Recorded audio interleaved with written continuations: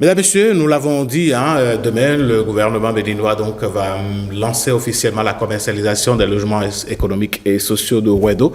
Les Béninois, d'ici et d'ailleurs, pourraient donc être amenés à prendre possession de ces logements-là. Mais quand on parle de logements économiques et sociaux, qu'est-ce que c'est en réalité? Est-ce qu'on a vraiment l'intérêt qu'il faut pour aller sur ce terrain-là? Qu'est-ce qu'on gagne à s'engager?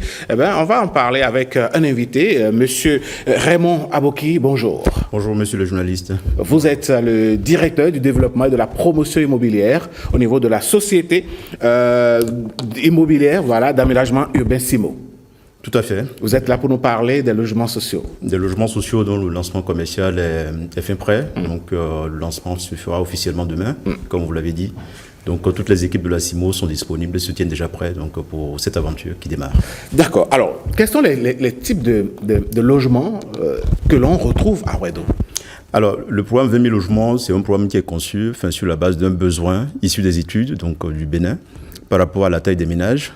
Et nous sommes sur l'ensemble de la programmation aujourd'hui, sur une typologie de logement de type F4, c'est-à-dire nous avons un salon, plus 3 chambres, mais aménagé suivant 6 typologies, que ce soit à Wedo, ou à Porto Novo, ou à Paracou. Donc nous retiendrons que les logements sociaux, c'est de type F4, donc avec 6 possibilités d'aménagement dedans.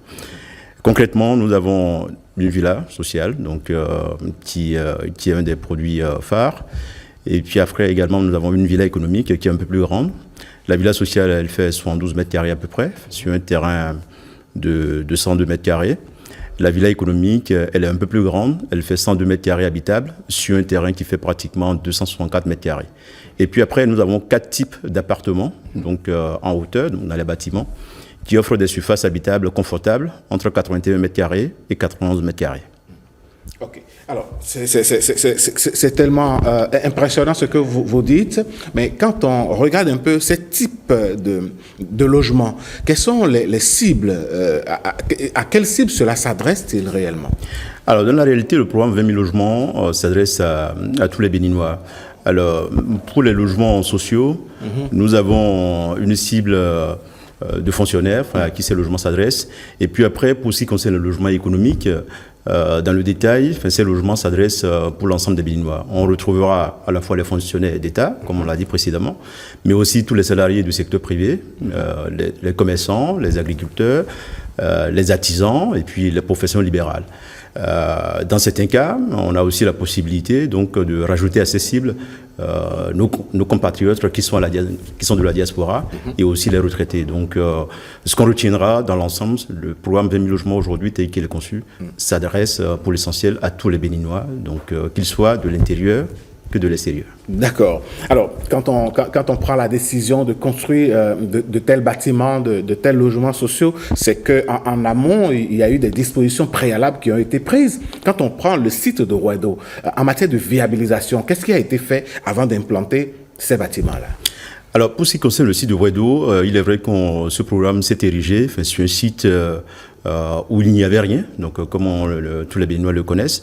Et donc, le gouvernement a pris des dispositions préalables d'aménagement de ce site, qui fait à peu près 250 hectares. C'est un très grand site. Et ces dispositions concernent, pour l'essentiel, les travaux de viabilisation, à la fois primaire, secondaire et tertiaire. Quand on dit travaux de viabilisation primaire, c'est tout ce qui concerne les grandes routes d'accès, aussi bien au site que de ces 2 sites. Et puis après, on a une seconde catégorie de travaux concernant les travaux de viabilisation secondaire, qui sont des axes, mais vraiment qui pénètrent sur le site et essaient donc de desservir l'ensemble donc des différents quartiers à l'intérieur du site. Et enfin, la viabilisation tertiaire concernant les cheminements, pour relier tous les bâtiments donc à ces voies-là. Ça, c'est le volet voirie. Et au-delà du volet voirie, nous avons également un volet qui est important, c'est le volet assainissement. Les autorités, depuis quelque temps, tiennent absolument à ce qu'il n'y ait plus 1 mètre carré de construit au Bénin sans que ces mètres carrés bénéficient d'un niveau d'assainissement. Donc tout l'assainissement donc, de cette cité a été réalisé pour permettre aux futurs résidents d'être dans de bonnes conditions. Et au-delà donc, de l'assainissement, on rajoutera également aujourd'hui les éléments de connectivité. Vous n'êtes pas sans savoir que le Bénin se positionne comme un hub numérique sur un certain nombre de choses. Et donc, toute la cité de Ouedo a fait l'objet d'un équipement de fibre optique qui, nous pensons, est aujourd'hui l'une des meilleures qu'on peut avoir donc, au Bénin. Donc, toute la cité a été entièrement viabilisée et bénéficie de ces équipements-là. Pour faire simple, c'est-à-dire que pour un langage moins technique, pour tous ceux qui nous suivent, c'est que quand on arrive sur le site, on a l'eau, on a l'électricité, on a Internet, et puis on a tout ce qu'il faut comme voirie, comme système d'assainissement au niveau de cette cité-là. Vous résumez très bien. L'eau, l'électricité, la connectivité, la fibre, et tout ce qu'il faut. Enfin, donc, tous les indispensables donc, au quotidien des habitants, donc présents sur le site de Ouedo. C'est une nouvelle ville, carrément. C'est une nouvelle ville qui est créée. Donc, les autorités l'ont rappelé. Enfin, c'est même une éco-cité, puisque la qualité de l'aménagement va au-delà de ce qui se fait habituellement. Donc, tous nos futurs résidents donc, vivront dans de très bonnes conditions. Mais il faut souligner également que, comme nous parlons de Ouedo, il n'y a pas que Ouedo. Il y a Porto Novo. Justement. Il y a Porto Novo, mais aussi Paracou qui arrive et qui sont des sites qui bénéficient quasiment donc, du même niveau donc, d'équipement et d'aménagement. D'accord. Alors, revenons un peu aux objectifs. Quels sont les objectifs poursuivis par l'État béninois, le gouvernement, en réalisant ce projet ? Mais les objectifs, déjà, il faut savoir qu'on est un pays où les études l'ont démontré, il y a un vrai déficit de logements sociaux. On parle de 300 000, les chiffres vont augmenter encore donc, dans les années qui viennent.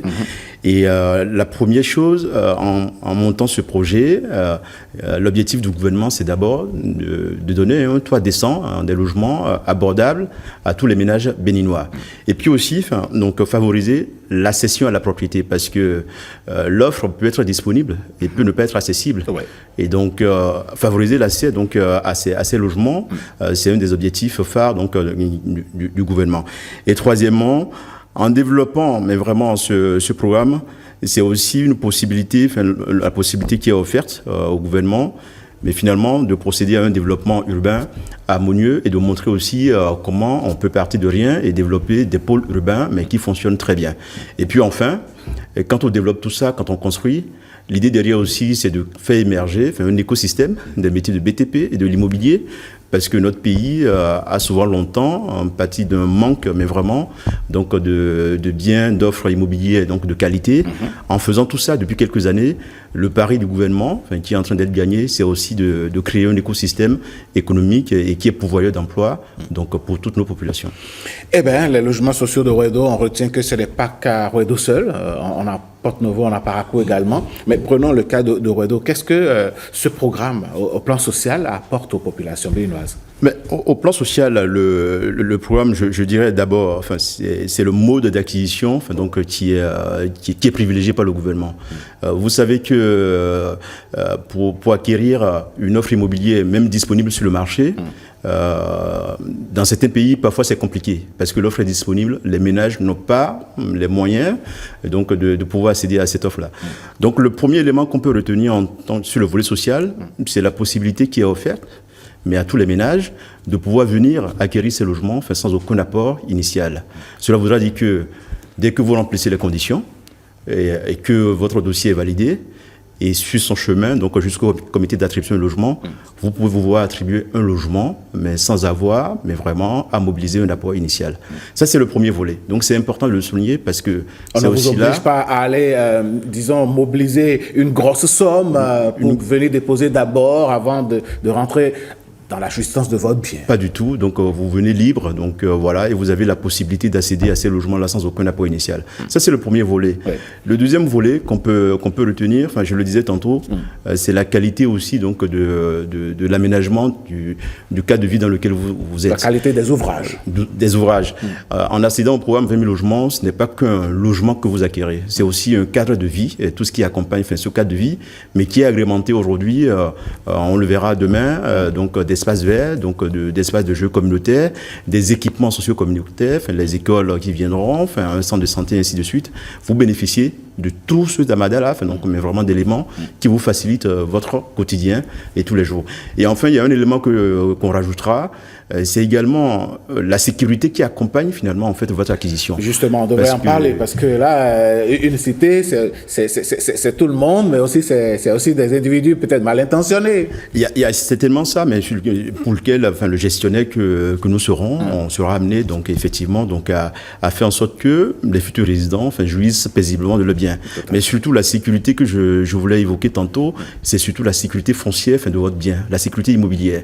Donc on est sur un site qui a fait l'objet d'un titre foncier, et donc quand vous acquérez un logement, enfin, sur le site de Wedo, à Parakou, à Porto-Novo, c'est aussi la garantie de votre patrimoine dans le temps, sans avoir le risque d'un litige qui vient après. Dans 40 ans, un individu ne va pas se lever pour dire « Bon, c'est mon père qui avait vendu ici, et soit vous augmentez le prix, vous rachetez, ou bien on démolit. » Il n'y a pas ce risque-là. Tout à fait. Tous ces éléments-là concourent, en fait, mais vraiment à une qualité de vie et qui rentrent donc, dans le volet social donc, de ce programme-là.